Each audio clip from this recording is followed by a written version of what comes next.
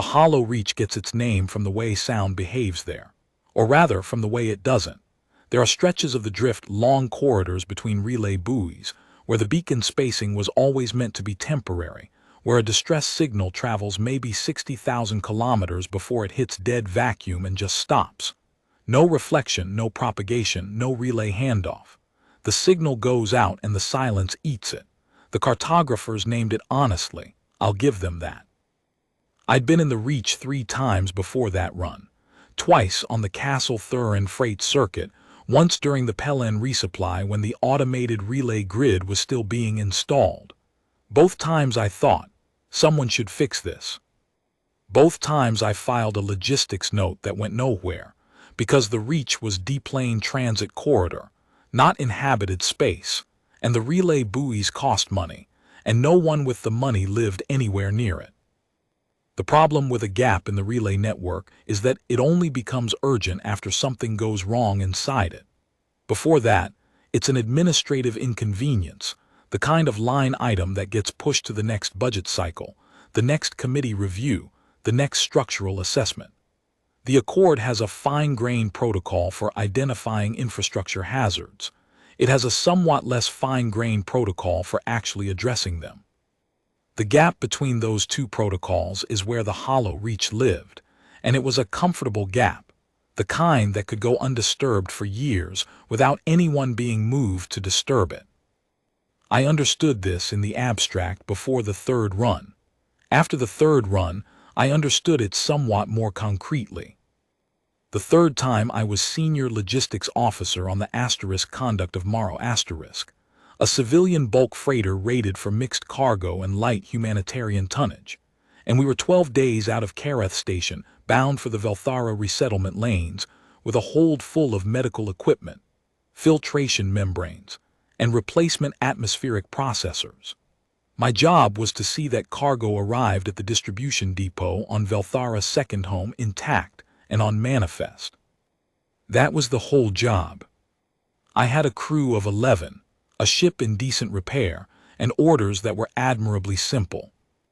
We entered the Reach at the Castle Transit Gate on the 53rd day of the 7th month.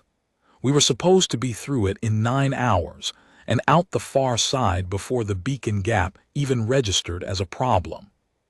I heard the distress signal 4 hours in.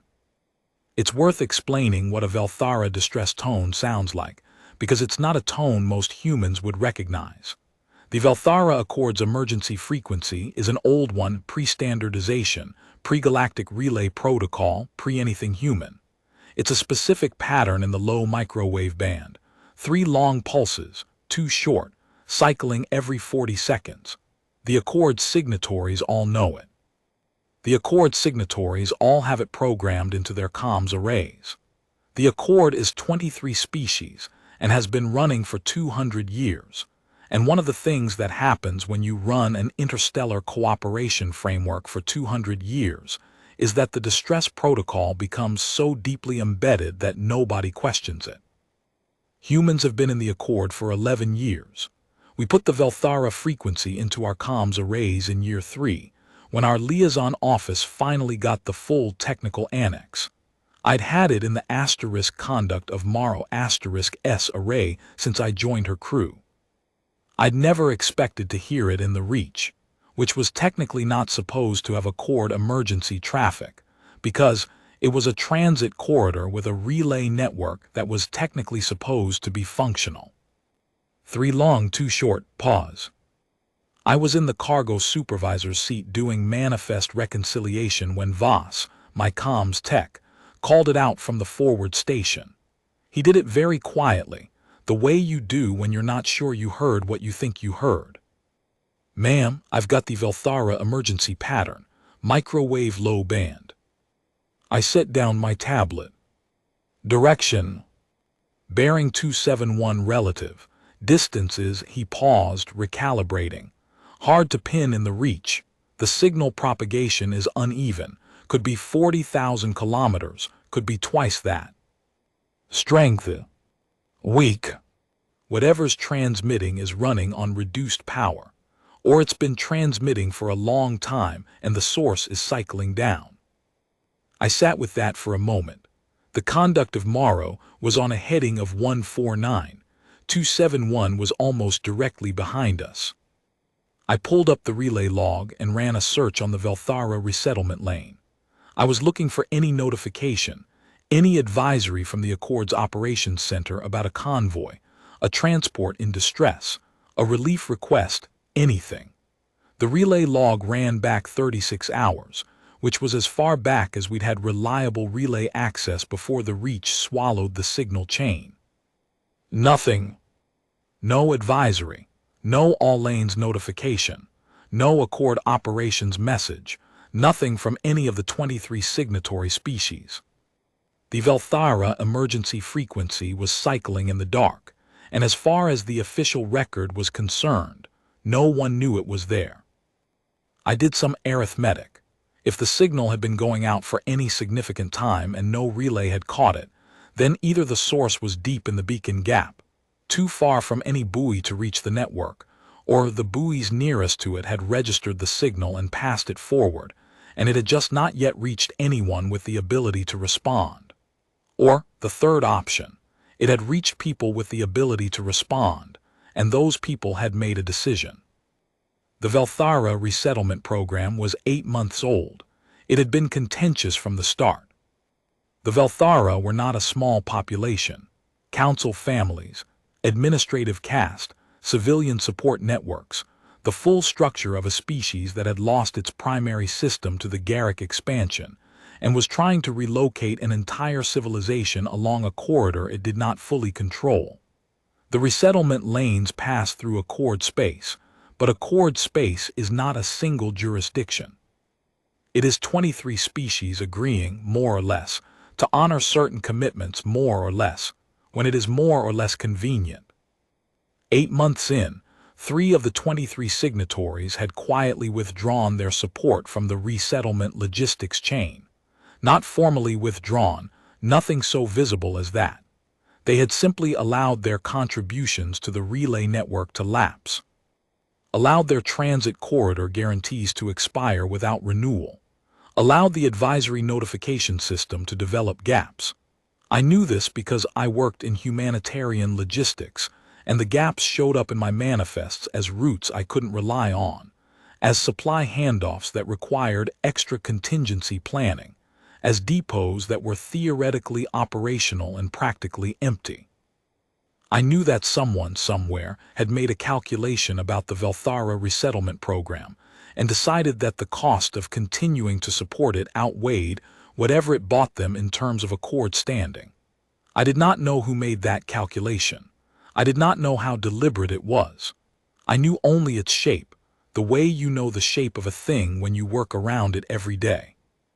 I sat in the cargo supervisor's seat for approximately 90 seconds. Then I called down to my pilot, Rhett Akafer, and told him to bring us about to bearing 271 and reduce to half speed until we had a better fix on the source. He didn't ask why. He was a good pilot.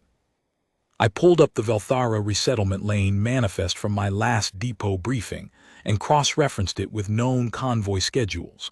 The resettlement lanes ran 3 convoy cycles per standard month. The last cycle had departed Vel'thara staging point 11 with, according to the manifest, 4 transports and a relay tender. 4 transports. I checked the tonnage ratings and did a rough passenger estimate. Somewhere between 900 and 1,400 people. 3 long, 2 short, cycling in the dark. The source turned out to be 3 ships, not 1. We found them at a relative distance of 62,000 kilometers, in a loose cluster that spoke of either a planned station-keeping formation or a very recent catastrophic loss of propulsion on more than one vessel. As we came in closer and my sensors officer, Lane Takahashi, started pulling data, it became clear it was the latter. The largest of the 3, a Vel'thara medium-weight transport I eventually identified from her registry transponder as the *Saraval's Crossing, had lost her main drive entirely. She was running on emergency power. Her life support was functional but drawing from a reserve cell that Lane estimated had perhaps 70 hours of capacity remaining. Her beacon relay was dark. The signal we'd heard was coming from an auxiliary transmitter, military surplus vintage, something someone had installed because the standard relay was unreliable in the reach. Someone with experience of the gap between how things are supposed to work and how they actually do. The second transport, smaller, a crew ferry class that had been refitted for civilian resettlement transport, had drive power but had been station-keeping with the asterisk Saraval's crossing rather than departing. I would understand why later. Her life support was fine. Her comms were fine. She was, in every mechanical sense, functional. She'd chosen to stay. The third ship was the relay tender. She had taken a strike. I still don't know from what, because that stretch of the reach had no known hazard, and the Vel'thara crew couldn't describe it in any terms I had a translation for, and she was debris. Not catastrophic debris. Not a detonation. More like a ship that had simply ceased to be coherent. Her hull was in 3 large sections, and perhaps a dozen smaller ones, and they were drifting slowly apart in a way that would, in another 40 hours or so, make the pattern unrecognizable as having once been a ship. We raised the asterisk Saraval's crossing on the Vel'thara standard hailing frequency and got a response almost immediately. The voice that came back was calm, measured, the translation system on my board working hard to smooth the vocal harmonics. Vel'thara speech, even in extremity, maintains a formal register that the translation software was only partly equipped to handle. What came through was something like, "This vessel of the Third Accord Transit carries 190 of the Council families. We have transmitted standard distress on all frequencies for 11 days. 11 days. I looked at Voss. He looked at me. Neither of us said anything for a moment. 11 days in the hollow reach meant 11 days of signal cycling into nothing, or into the relay network, and 11 days of no response from 23 signatory species that all had the Vel'thara emergency frequency in their comms arrays. I asked the asterisk Saraval's crossing to confirm the figure, 11 days. Then I asked whether any contact had been made with the Accord's operations center. The answer came back in that same careful register. Contact was established with the Accord relay on day 3. The Accord Operations Center acknowledged the distress. No relief vessel has been dispatched. Acknowledged and not dispatched, that was the shape of it. I was quiet for a moment, and then I told Lane and my medic, Dora Castle, and my chief engineer, Petrov, to come to the forward bay for a working brief, because I needed to understand what we had before I committed to anything. Petrov was the one who raised the obvious point. He raised it very professionally, which I appreciated. We're a cargo freighter, Marin. We have 11 crew. We have medical equipment in the hold that's tagged for delivery at second home. We don't have the facilities for mass triage, and we're not rated for heavy rescue. I know what we are. I'm not arguing against it. I'm telling you what the constraints are so we can work around them accurately. What's in the medical hold? He listed it out. He'd done the manifest check already because he was a good engineer and a thorough one, and he'd pulled the full inventory the moment I brought us around. 2 full surgical suites still in crating, 47 units of broad-spectrum trauma dressing, a field hospital module rated for 100 patients, designed for rapid deployment, 3 atmospheric processor replacement units, enough filtration membrane to supply a station for 6 months, 14 standard emergency oxygen tanks, 2 compact portable surgical units for field triage, a full pharmaceutical cache rated for humanitarian response, which in this lane meant mixed species biochemistry compatibility, which meant Vel'thara-safe medication options were likely present if we read the manifest right. Medical equipment rated for delivery at second home. 190 Vel'thara Council families on a ship with 70 hours of life support remaining. The surgical suites come out of crating, I said. We set up the field hospital module in cargo bay 2. Dora, I need you to walk me through your triage protocol and tell me what you need from the crew to make it work. Dora Castle was the best medic I'd worked with in 6 years on the humanitarian lanes. She was 41 years old. She had a manner that people found either reassuring or challenging depending on their temperament. And she had worked 4 major refugee responses, including the Pelen dispersal and the Sethali Station emergency on the Outer Rim. She looked at me for a long moment with an expression that was not quite surprise and not quite satisfaction, more the expression of someone whose running internal calculation has just resolved in the direction they'd hoped. And then she said, I need 6 of your 11 crew cross-trained on intake processing. I need Cargo Bay 2 cleared in 4 hours. I need someone who can interface with the Vel'thara medical system, because their biochemistry is not human, and I will need continuous guidance, not just reference material. And I need to know if that pharmaceutical cache has a Vel'thara compatibility rating. Pull the manifest and find out. Already pulling it. She'd had a tablet in her hand before I finished the sentence. Lane, who had been quiet through this, said, What do you want me to do?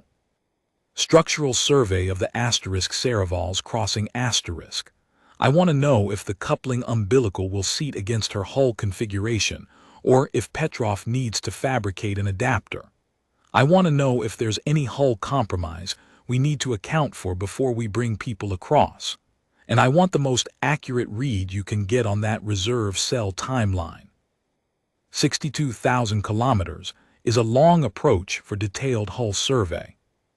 Then we close the distance. Akafar, I keyed the bridge channel.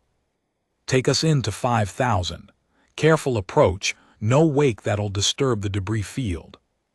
5,000, careful, he paused. We doing this then? We're doing this.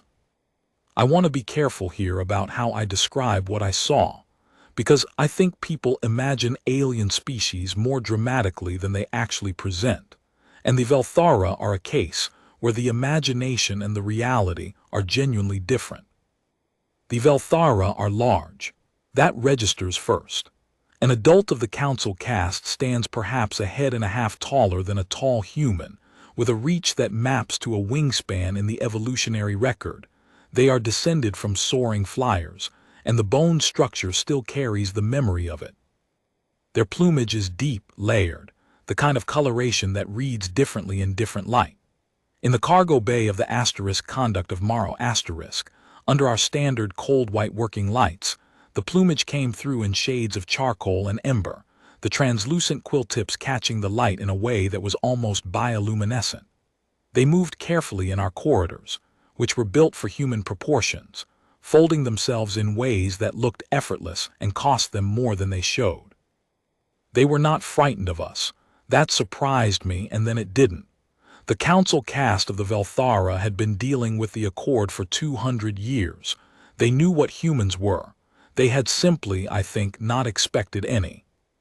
The first family across the umbilical was an elder female. I use the human category loosely, because Vel'thara gender is a more complex arrangement than the word suggests, with 3 juveniles and a supporting cast attendant who was in obvious distress, breathing too fast, the feathers along her neck standing in a pattern that Dora's handbook told me was a stress response. The elder female walked to the center of the cargo bay, assessed it with a deliberate turning of her head that I'd come to understand was their version of a comprehensive visual survey, and then looked at me. Her name, I would learn later, was Sereval. She was the 3rd quill of the Vel'thara Council Transit, a title I translated imperfectly, but which mapped roughly to a senior administrative authority, the kind of person who was responsible for the welfare of the families in transit and who would be, if they arrived safely at second home, one of the first council members to take up her post in the new administrative structure. She had been on the asterisk Serevals crossing named for her, which is a Vel'thara honor conferred on transit vessels carrying council members, for 41 days.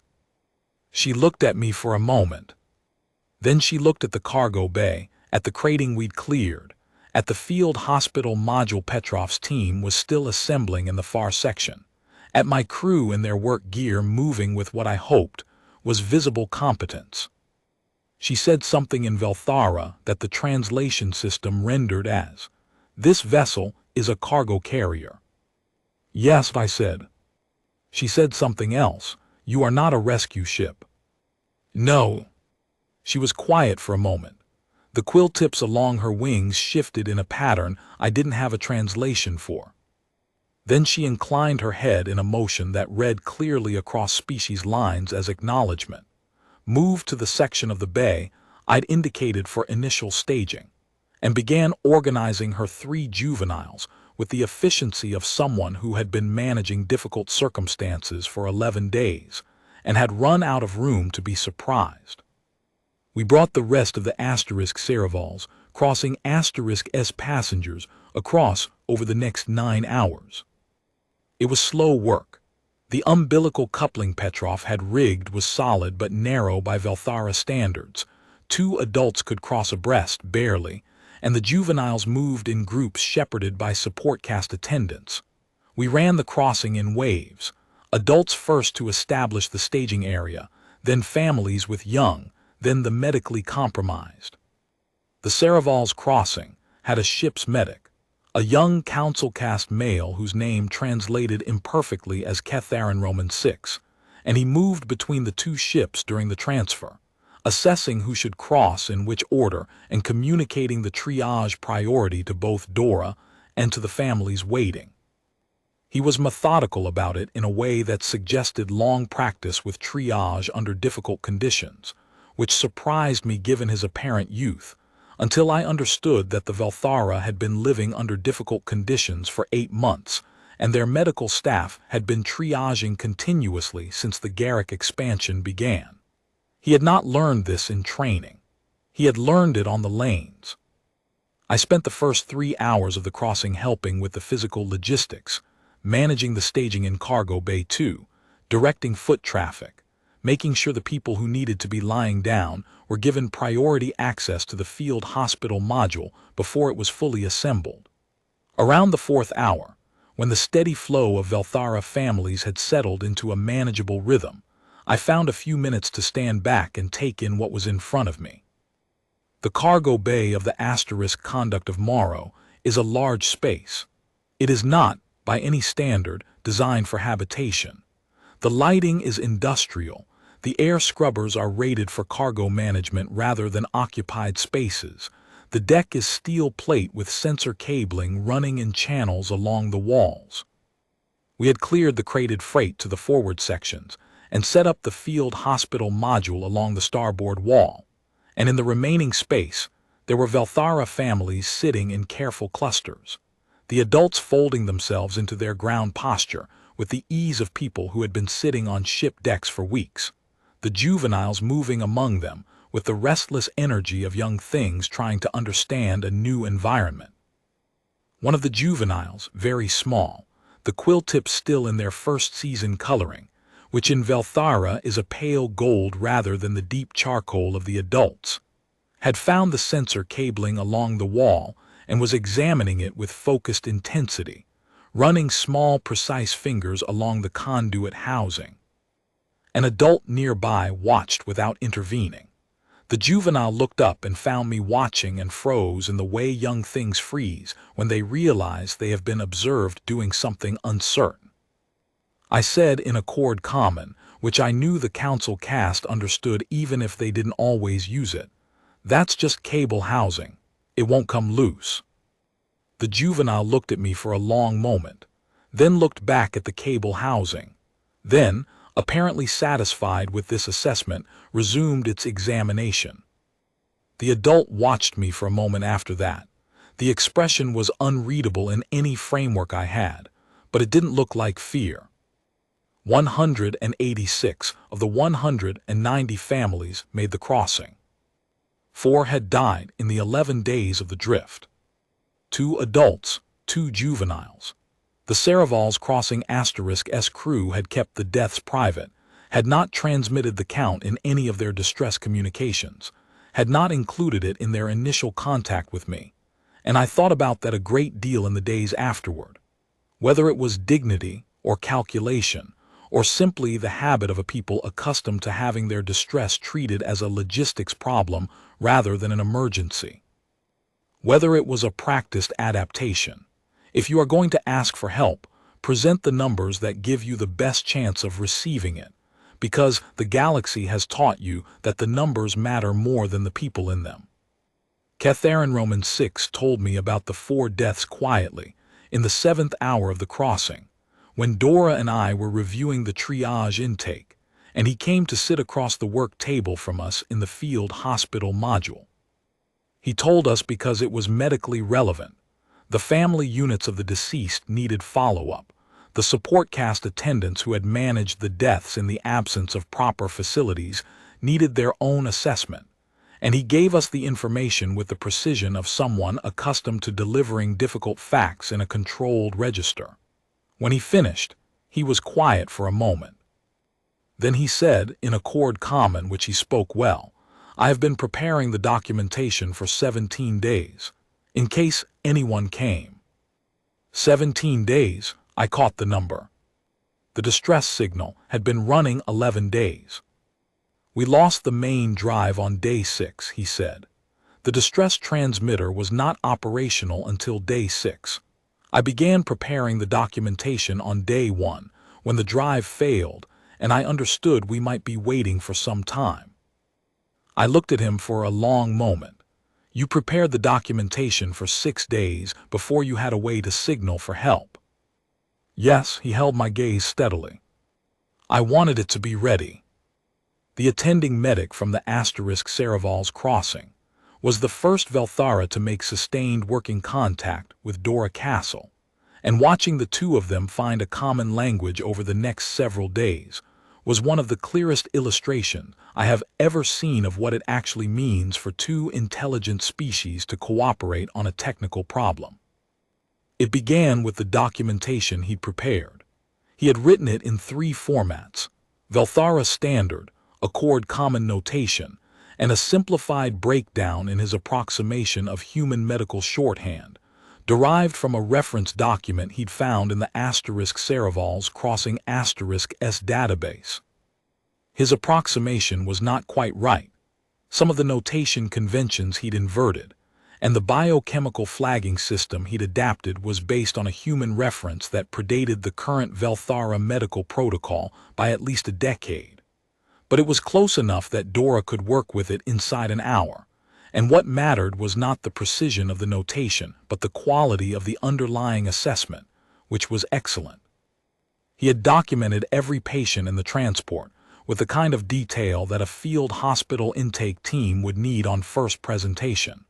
Physiological baseline, current status, risk factors, the specific complications that had developed over the 11 days of drift, what treatments had been attempted and with what resources, what was needed urgently and what could wait.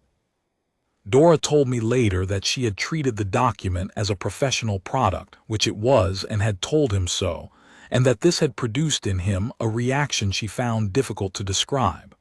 Not quite relief, she said, not quite gratitude.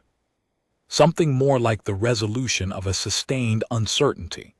The kind of release that happens when you have been doing very precise work under very difficult conditions for a long time, and someone finally looks at the work and recognizes what it is. She said, "He told me he'd written it for whoever came, not for a specific rescue, just for whoever came." I thought about that. The signal cycling in the dark, 40 seconds between pulses, and a young medic in the ship's medical bay writing documentation in 3 languages against the possibility of an arrival that might never happen, because the work would need to be done, and he wanted it done right. "What did you tell him?"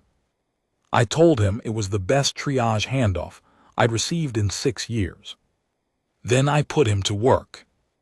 The two of them spent the next 4 days in a working partnership that operated on the principle that the medical problem in front of them was more important than the communication challenges involved in solving it. Catherine V's Accord Common was good and got better quickly. Dora's knowledge of Vel'thara biochemistry was limited to the medical annex in the ship's reference database, which was 3 years out of date, and he supplemented it in real time, not correcting her, but adding context, flagging the cases where the database was incomplete or where his patient's specific conditions required adjustments to the standard protocol. The pharmaceutical cache, when we checked it, was rated for Vel'thara compatibility across about 60% of the standard medication list. For the remaining 40%, Ketharin Roman 6 had a small supply he'd brought from the *Ceravals crossing *S medical stores, and Dora's training let her identify human-sourced alternatives that, under his guidance, she adapted for Vel'thara use in 8 of the 12 cases that required it.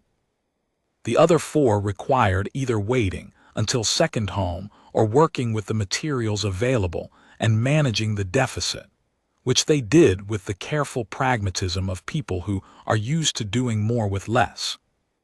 I checked in on the field hospital module at the end of the second day and found them debating, in a mix of Accord Common, Vel'thara Standard, and a growing shared technical shorthand that neither of them had been using 24 hours earlier, the appropriate treatment approach for a specific condition in one of the elderly council members. They were disagreeing, specifically and professionally, about the dosing interval for a compound that the database recommended one way and Ketharin Vi's clinical experience with this patient recommended another. They resolved it by splitting the interval and monitoring closely, and both were right in the outcome, which was the best possible version of that kind of disagreement. I left them to it. On the second day, I calmed the Accord Operations Center. I did this because I needed to, not because I expected much from it. We needed a relay to second home to arrange reception facilities. The conduct of Morrow was not going to arrive with 186 Vel'thara unannounced, and even if we had the desire to make that kind of entrance, it would not serve the passengers. I also needed to report the wreckage of the relay tender, because debris in a transit corridor is a navigation hazard and there is a protocol for it. The Accord Operations Center acknowledged my contact within 2 minutes. This, I noted, was considerably faster than 11 days. The duty officer who responded identified herself as a Sethali, one of the Accord's older signatories, a species I dealt with professionally, and found to be competent and procedurally rigorous in ways that were occasionally useful and occasionally frustrating. She confirmed receipt of my position report and my notification of the debris field. She confirmed that the *Ceravals crossing *distress had been logged. She did not explain the gap.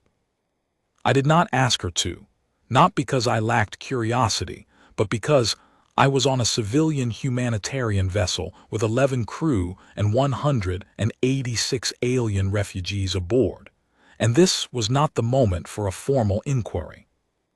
I asked her to notify the second home depot that the conduct of Morrow would be arriving with Vel'thara passengers requiring resettlement processing and medical follow-up. She confirmed she would pass the message. She asked, in the precise way of her kind, whether I required additional assistance. I told her that the Ceravals crossing still had drive failure and could not proceed under her own power, and that the crew ferry was functional but had insufficient range to reach second home from the reach without a relay refuel point, and that I would need a tow arrangement or a relay tanker dispatched to handle them. She told me she would flag the request. I thanked her and cut the connection. 3 hours later, I received notification that a tow and relay tanker were being dispatched from the nearest Accord station. Estimated arrival, 11 hours. I noted that this response time, from a fresh request on the second day, was 11 hours. The original distress had run for 11 days before we happened to hear it. I wrote this in my log not as a complaint. I have learned, in 6 years of humanitarian logistics, that complaints directed at the Accord's operational structure tend to dissipate into the same kind of silence that swallowed the original signal. But as a fact, because facts accumulate and sometimes they eventually reach someone who can use them, the incident report would go into the operations record either way. I wanted the arithmetic in the record.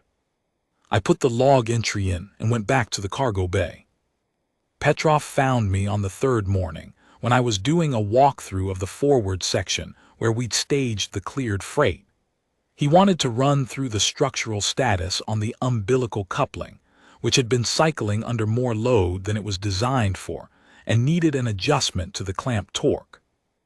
We walked the umbilical access corridor together while he explained the fix.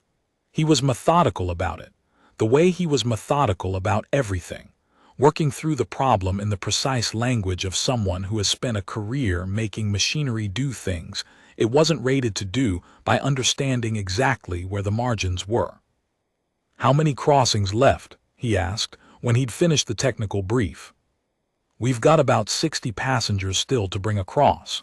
3 more days at this rate, maybe 2 if we push the wave timing." He nodded. He tightened the clamp adjustment he'd been working on, checked the seal pressure gauge, tightened it another quarter turn. "You know the asterisk Serravaul's crossing asterisk S reserve cell is going to be inside 30 hours by the time we finish the crossing." "I know. The passengers we haven't moved yet are the ones Ketharin Roman 6 flagged as the most stable. He prioritized the medically compromised first, so the remaining 60 are, in theory, the ones with the most margin." In theory. He put the torque wrench away and looked at the coupling. "We should accelerate the pace, push the wave timing." "I agree.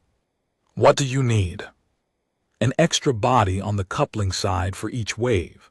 Someone to manage the visual check on the seal between crossings while I keep the clamp pressure stable." "Take Voss." He nodded. He started walking back toward the hatch. Then he stopped. "Marin." "Yes." "The 4th transport, the one that didn't stay." He paused. "Do you know why they left?"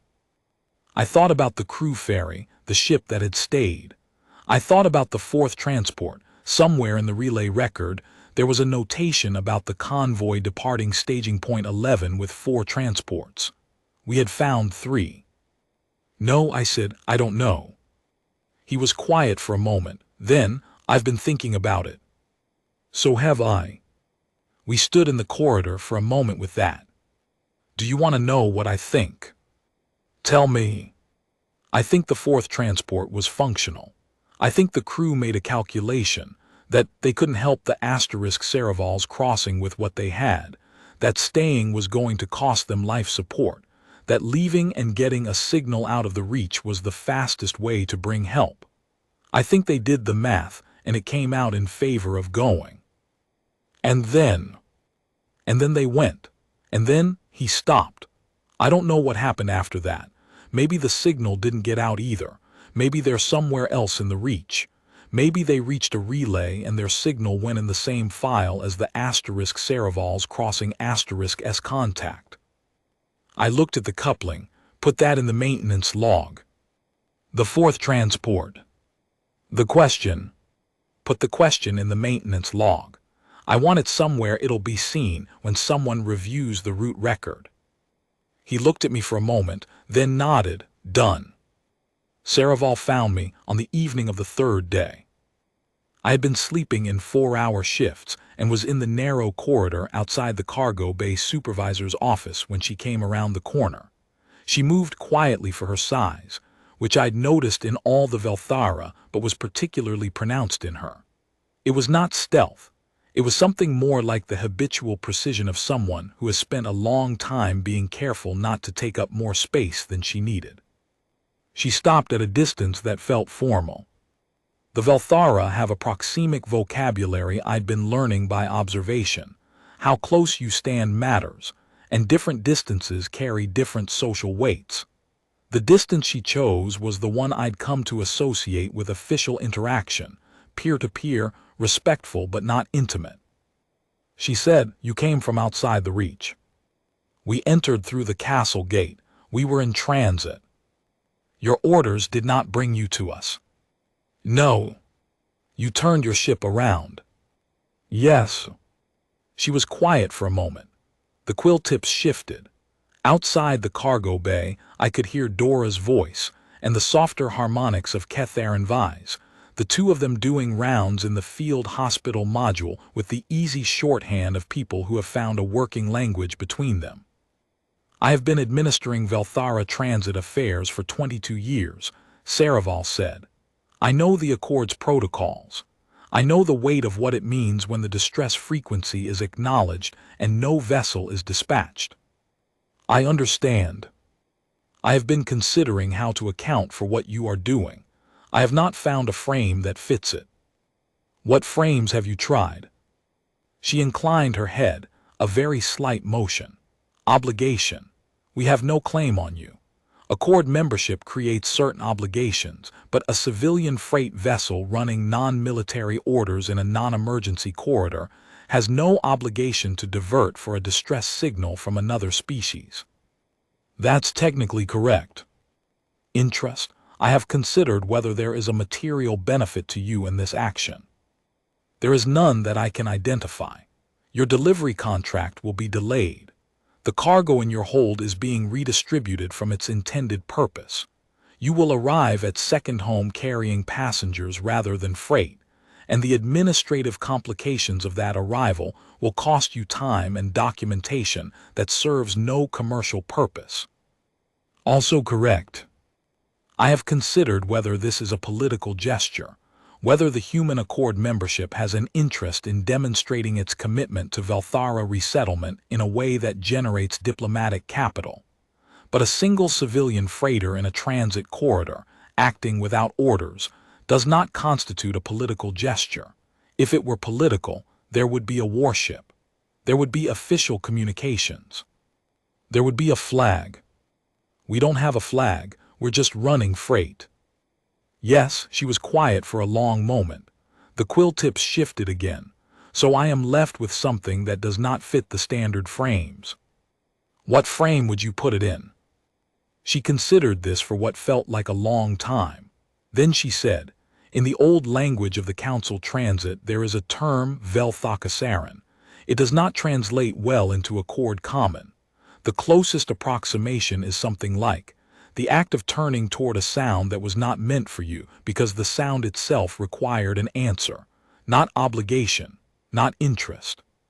The recognition that a thing is being asked that should not go unanswered, and the decision to answer it regardless of whether the answering belongs to you. I let that settle for a moment. That sounds about right, I said. She made a sound that was not quite speech and not quite vocalization, a low chord in the range where Vel'thara voices do things that human voices don't, and the translation system didn't try to render it.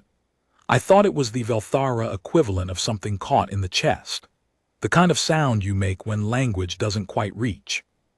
The Council Transit carries the administrative families of the new Vel'thara settlement, she said. When we reach second home, we will begin the work of building what comes after the Garrick expansion.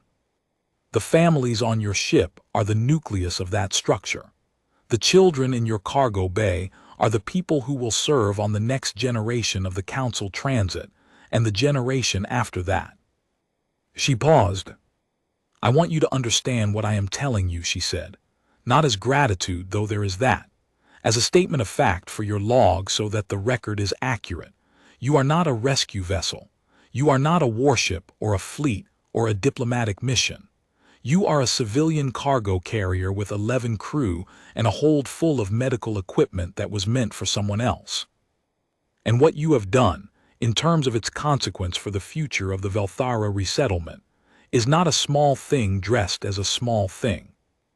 It is a civilization-scale event dressed as a logistics diversion. I sat with that for a long moment. Through the cargo bay wall I could hear the sounds of the field hospital, the soft work of triage and care, Dora's voice, the higher harmonics of the Vel'thara juveniles, the occasional metallic sound of Petrov's team running maintenance on the coupling rigs. We're just going to finish the run, I said. Get everyone to second home, file the paperwork. Yes, asterisk, she said. I know. That is also something I am trying to find a frame for. I thought about telling her that I didn't think it required a frame.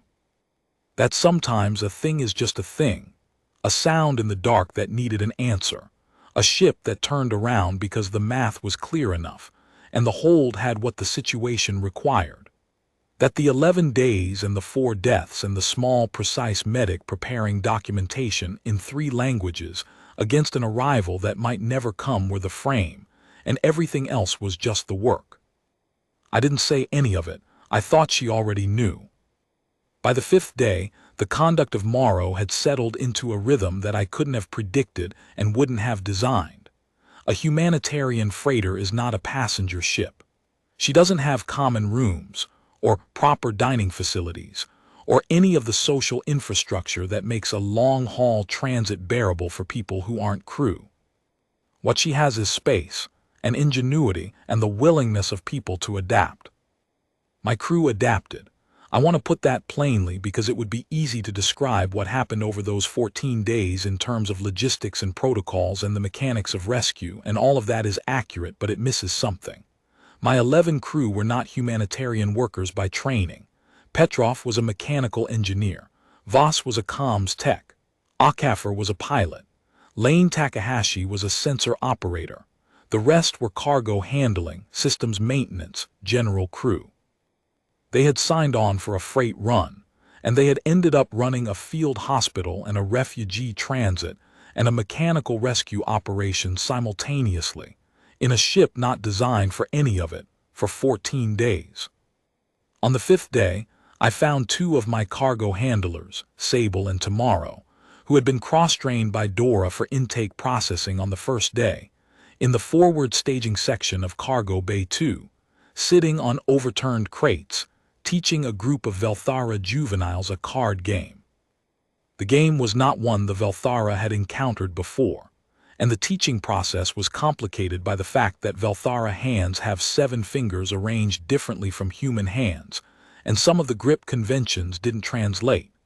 But the juveniles were working through it with the focused intensity they brought to everything, and Sable and Tomorrow were working through it from the other direction, with a patience that surprised me, until I remembered that cargo handling, at its core, is the skill of fitting complicated things into spaces that were not designed for them. The adults supervising the juveniles, a support cast attendant named, as closely as I could render it, Vel'thara, watched the card game for a while, then asked Tomorrow something in accord common that my translation caught as a question about whether the game required counting or pattern recognition, or both. Tomorrow said, both, but the counting's the easy part. Vel'thara considered this and said, that is consistent with everything else I have observed about humans. I'm not sure it was a compliment exactly, but the tone was something close to warm. On the 6th day, Saraval asked to see the ship's maintenance log. Not the incident log, the maintenance log, the operational record of what the asterisk conduct of Morrow was, mechanically, before we'd arrived in the Reach. I showed it to her without asking why she wanted it, because I'd developed enough of a reading of her to know that when she asked for something, she had a reason, and the reason would become clear when she was ready to explain it. She read it for about 20 minutes, standing at the cargo bay supervisor's workstation, going through the records with the systematic attention of someone used to assessing operational documents. Then she said, "Your ship is 12 years old." 14. We updated the registry 2 years after I joined the crew. Her drive maintenance is current. Her life support redundancy is above the civilian standard for this lane classification. Petrov keeps her well, but she is not a rescue vessel. She was not modified for this purpose. The umbilical coupling, the field hospital module, these are standard humanitarian cargo items, not permanent installations. Correct. She was quiet for a moment. I asked to see the maintenance log because I wanted to understand what you brought into the Reach, not the cargo, the ship. I wanted to know if this was a vessel that had been prepared for this eventuality, or whether what you did was entirely improvised. Entirely improvised. Yes, she closed the log. That is what I thought, and that is what I wanted confirmed. I looked at her. Does it matter? It matters, she said carefully, because it changes what I am recording in my own account of this transit. A prepared vessel is a resource. An improvised rescue is a decision. She left it there. I thought about it for a long time afterward, the distinction between a resource and a decision, and I think she was right that it mattered, though I couldn't have said why in any language the Accord would recognize. The tow and relay tanker arrived in the 11th hour, as estimated. The Accord crew were Sethali, and they worked with the precision I'd come to expect from them. They secured the Saraval's crossing for tow without incident, refueled the crew ferry, and confirmed our heading for second home. Their senior officer calmed me briefly before they departed to their tow position. She was professional and correct. She told me the Accord's operations center had logged our assistance and that it would appear in the official record of the incident.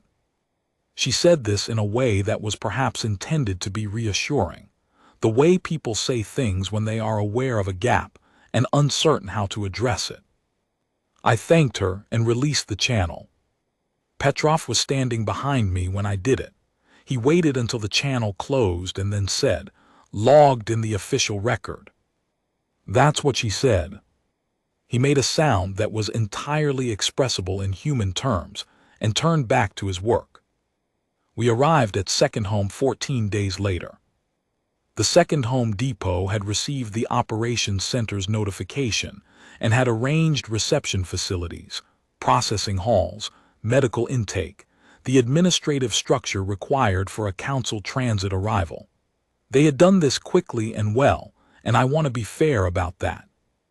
The Accord, at the level of the depots, at the level of the people who actually move things and receive people and process paperwork, tends to function. It is at the levels above that the geometry gets complicated. The arrival itself is difficult to describe. Significant is not sufficient. Consequential is accurate but bloodless. I have worked the humanitarian lanes for 6 years, and I have made arrivals that mattered, but there is a quality to an arrival that shouldn't have been possible that is different from an arrival that was merely difficult. The conduct of Morrow came into the second home depot approach corridor with 186 Vel'thara council families aboard, and the depot traffic controller, a young Vel'thara herself, the quill tips barely set in their adult coloration, was silent for a long moment on the approach channel after she'd read our passenger manifest. Then she said, in Vel'thara, something that the translation system rendered as, "We did not expect you." I told her we had a transit council aboard, and the manifest would indicate their administrative status, and she should arrange her senior reception accordingly. She went away and came back and went away again, and by the time we reached docking position, there was a reception committee at the landing bay that was considerably more significant than a standard council transit arrival would typically generate. The word had spread from the traffic controller through whatever channels words spread in a depot, and what the depot knew by the time we docked was not just that a transit council had arrived, but something about how. I watched the Vel'thara families move through the umbilical from the conduct of Morrow * to the depot bay. It took 3 hours, because we were careful about it, and Ketharin Roman 6 managed the medical transfers personally, walking beside every patient who needed accompaniment, handing off to the depot's medical team with the same precise 3-format documentation he'd prepared in the dark of the Reach. The depot medics received it the way Dora had received it, with the attention of people who recognize quality work, and I saw him watch their faces as they read it, saw the same resolution I'd seen 11 days ago, the settling of a sustained effort into its proper place. Saraval was the last to cross from the ship to the depot bay. She waited until all of her families were through, until Ketharin Roman 6 had confirmed the last medical handoff, until the juveniles were through, and the attendants were through, and the functioning crew of the * Saraval's crossing were through. She waited with the patience of someone who has been waiting for the right moment for a long time and can wait a little longer. Then she crossed. She stopped in the landing bay with the reception committee arrayed before her, the depot's senior administrator, 2 council liaison officers, a communications staff that was recording, and she turned back to look at me, standing at the conduct of Morrow S ramp. She said something. The translation system worked at it for a moment. In the old language of the council transit, a debt of Vel'thara carries a debt name. The name is given and it is held. The holder may call it in any form at any time for the remainder of the debt carrier's service. It cannot be refused. It does not diminish with time. She said a word then. A single word in the old Vel'thara, something that the translation system could not touch, something that existed in the tonal range where their voices go when they are speaking of things that matter most. "That is your debt name," she said. "I give it to you freely, and I will not ask you to use it. But you have it. It is real. And when the Council of Vel'thara Second Home takes its seat, the first order of business will be to place the name of this ship and her crew in the founding record. Not as a diplomatic matter, not as an accord acknowledgement, as a fact of what happened." I stood at the ramp for a moment. My 11 crew were behind me, and they were quiet in the way that people are quiet when they are listening carefully and don't want to interrupt. "We just ran the freight," I said. "The medical equipment's still in the hold. We'll need to process it through depot intake before it goes to the distribution network." Saraval made that sound again, the one the translation system didn't try to render. "Yes, she said. "I know. File your paperwork, Marin Osai, and go safely." She turned and walked into the depot, into the gathered council families and the reception committee and the record keepers, and the landing bay closed around her. The Vel'thara Second Resettlement Council was through the door and beginning the work it had come here to do. I stood at the ramp a moment longer. Behind me, Voss said quietly, "You're not going to collect that debt, are you?" "No." "Why not?" I thought about it. I thought about 11 days in the Hollow Reach. I thought about a young medic preparing triage documentation in 3 formats against the hope that help would come. I thought about 4 deaths kept private, held close, because their families had decided that dignity was a thing they could still own even when everything else had been taken from them. I thought about the juvenile with the gold quill tips, examining the cable housing on my cargo bay wall with the focused intensity of a young mind encountering something new, and the adult watching without intervening. "Because it was the minimum," I said. "We did the minimum." Voss was quiet for a moment. Then, "I don't think they see it that way." "I know." I looked at the closed door of the landing bay for a long moment. "But we do, and the difference matters." I walked back up the ramp. We had freight to process and paperwork to file, and a cargo manifest to reconcile, because the medical equipment in Hold 2 was now going into depot intake rather than forward delivery, and the documentation for that kind of consignment reroute is considerable. We were a civilian cargo carrier with 11 crew. We had a run to finish. The incident report went into the Accord's operations record as a standard humanitarian diversion, Category 3, freight vessel, non-military, voluntary assistance, no crew casualties, successful transfer of distressed passengers to resettlement depot. The Accord Operations Center sent a formal acknowledgement of the report and a notation that the conduct of Morrow S assistance had contributed to the successful completion of the Vel'thara Second Transit Council's resettlement journey. That is what the official record says. What I know, because I was there, is that the Saraval's crossing was 64 hours from life support failure when we turned around. What I know is that 11 days is a long time to wait in the dark when the frequency is cycling and no one comes. What I know is that Ketharanvi's triage documentation was one of the finest I saw in 6 years on the humanitarian lanes, and that he wrote it in 3 formats, including an approximation of human medical shorthand, because he wanted to be useful to whoever eventually came, if anyone came, and he was going to be ready. The det name is in my log. I have never used it. It sits there in the record, a single untranslated word in Old Vel'thara that the translation system doesn't touch. And when I look at it, I think about what it means to do the minimum when the minimum is everything. The conduct of Morrow went back on the humanitarian lanes 6 weeks later. We ran the Castle Thurin circuit first, the familiar one, through the Hollow Reach. I put in a maintenance flag on the beacon relay buoys in the gap section, filed the routing hazard report I'd been meaning to file for 3 years, and pushed the documentation to the Accord Operations Center with a copy to every signatory transport office on the lane. The flag is in the record. Whether anyone acted on it, I don't know.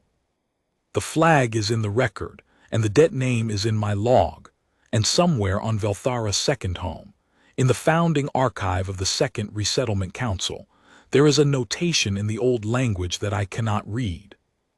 I don't need to read it. I know what it says. We came. We turned around in the dark when the sound wasn't meant for us, because the sound required an answer. We ran the freight. That is the whole story.